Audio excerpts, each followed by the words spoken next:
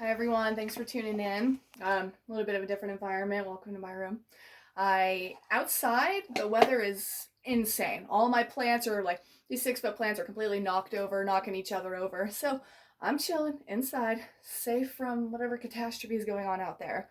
Um, so yesterday I did a video on the what to expect in the upcoming months up until January 2021. And I wanted to, or I feel drawn to doing one that is for the rest of this month. Today is the new moon. It's the 18th of September, and it's actually our 1 year anniversary for Perceptionist Anonymous. So go ahead and check out our podcast online on Spotify, on iHeart, we're on IMDb now. And we recently spoke at the Higher Self Expo. So go ahead and look that up. Also, you're looking at a recent or a new added addition to FEO magazine. So I'm going to be writing some spiritual pieces, and I'm going to be doing monthly written tarot readings on this. Anyway, so I wanted to go and do a little more specific reading up until the end of the month, and I'll do one on the 1st as well. I've kind of been drawn to pulling 3 cards, and then I really want to do another set that is the what we have going on is the bigger picture and what's crossing over and what's kind of hindering us. So let's do that. You know what? I feel like it's this one. I like when I do these, like it takes me way more time when I'm doing these by myself. Like I'm doing this with you, and I'm like, everyone's gonna they don't want me to take too long. It's gonna take forever. So I'm this one too. So that's kind of cool. I feel really grateful. I'm a firm believer that here's little mama. Hi mamas. She's gonna come chill. I'm a firm believer in that the things that we like, according to I guess Schrodinger's equation, that when we're not looking at something, that it can be absolutely anything. And I feel like that's true with tarot cards.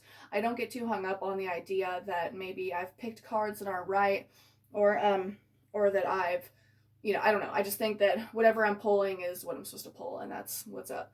So let's look at the first 3 cards that I pulled first. Okay, we have the 5 of Cups.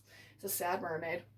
So, sad mermaid. She's a little despondent and a little ungrateful for the cups that she still has, or at least that's kind of that's the typical response to the 5 of Cups, is that you have someone and they have all these cups and 3 of them are knocked over, and they're totally overcome with sadness and overcome with just frustration that they've lost three of the fifth, 3/5 of what they have, but they're not taking into consideration what we still have. So right now, a lot of us, we're going through some really hard times, and it's going to continue to feel like that. I think we're going to have to be honestly looking at what it is that we do still have. So the next card is a Queen of Pentacles, okay, and then we have the 2 of Swords. All right, so anyone that knows me knows I'm not a big fan of a suit card, of trump cards. So we have, this came next, so the Queen of Pentacles and the 2 of Swords. The Queen of Pentacles, I mean, I personally like when I pull this card because it reminds me of who I hope to be when I'm like 40, or who any of us aim to be as women, and maybe as men as well, but like to see that side of ourselves that is, when you think of, at least when I think of hierarchical women, or at least this particular card, the Queen of Pentacles, I think she's stern, she is objective. She takes into consideration all the facts that she's aware of, and she's not necessarily just acting out of irrational emotion or reacting as opposed to responding. And she also has the resources that she needs, and that's a lot of what I think this card is recognizing where we have the resources for the things that we want to do. Where is it that we are at the top of our game, or that we have, where is it that we are at the top of our game, and that we may feel like we've lost something, but we have something that we're still maintaining. What are we still maintaining? How can we focus more on that than on the stuff that we have lost? And I mean, I don't mean that in a cold way, because we're human and we're sad. We get sad, and I don't blame you, but the next card, the 2 of Swords. So she is, when I read the description of this particular, so this is the Witch's Tarot. I'll show my book later. The Witch's Tarot from Ellen Dugan, and it is all about the fact that she's sitting on this pedestal, and she has the water, the cool, calm, clear water behind her, and it represents in this deck that she has turned her back to her emotions, and that perhaps that's what we're supposed to do, or maybe that's something that we are doing that needs to be reevaluated. Maybe because we feel like we're focusing on the things that we've lost instead of the things that we still have, instead of the things that we can still work on. And we have the choice to look and realize, oh my God, I'm blindfolded, and I could totally not be blindfolded. Like, I could easily, my hands aren't bound. I have these two swords, so I could even, depending on how the blindfold is put on us, we could cut through anything.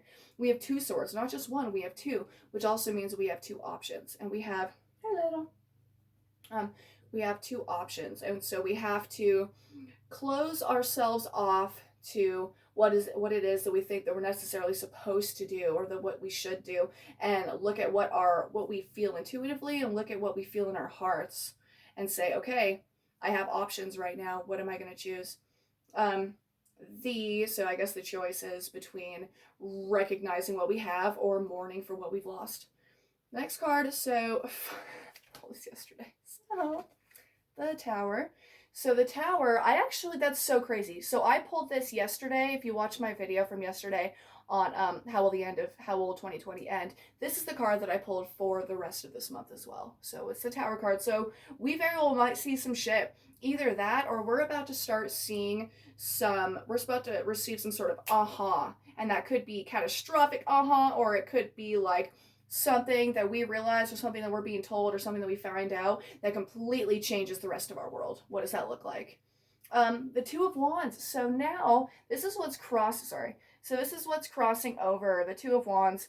Interesting that we pulled the Two of Wands and we pulled the Two of Swords. Wands are passions, and they're often career, and they're what is inside of our spirit, whereas the Swords is our mentalities, our mindsets, and objective things that go on regardless of how we feel about them. So with the Two of Wands covering the Tower, we're going to have some choices too. We're not going to have maybe that many choices, but we're going to have some choices. When I think of wands, as the wands progress from 1 up to the King and Queen, it appears to me that the more wands we have, the more resources we have, or the more options we have. And so with the two, it's look at her little paw.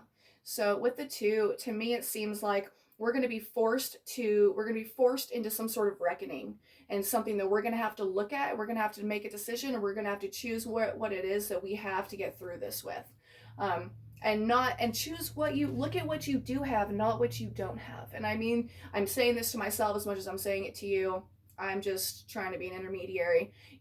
Look at what we do have the resources for, and look at what is enlightening us, and maybe shaking the shit out of our house, and shaking us up, and shaking up our lives. But you guys, we have options, and we have choices. What are those choices, and how can we? It's crazy that I'm talking about. So you have the 5 cups, the 3 of them are knocked down, so you have 2 left. So that's basically 2 cups, 2 swords, 2 wands. What does that mean? 2s are choices, but they're also duality. To take into consideration the duality of what we're being forced to recognize, and we're being forced to work with, and just recognize that duality in all these areas of our lives. Okay. What that looks like. And you guys, I would really love, go ahead and like and subscribe to my channel here at Sailor Atwin. You can find me on Instagram as well, Sailor Atwin. Tune into my podcast, Perceptionist Anonymous. We're not on YouTube, but we're on everything else. We're on Spotify and iHeart and Pandora and all that. So you guys, I would really love if you go ahead and write some comments down below. What are the things you guys are working through right now? What is this duality, this dichotomy that you guys are working through? And I'll go ahead and respond to some of my own. I'll be pretty honest in the description and the show notes below. I'm just here to help, and I just want to be of service. Okay. Thank you guys.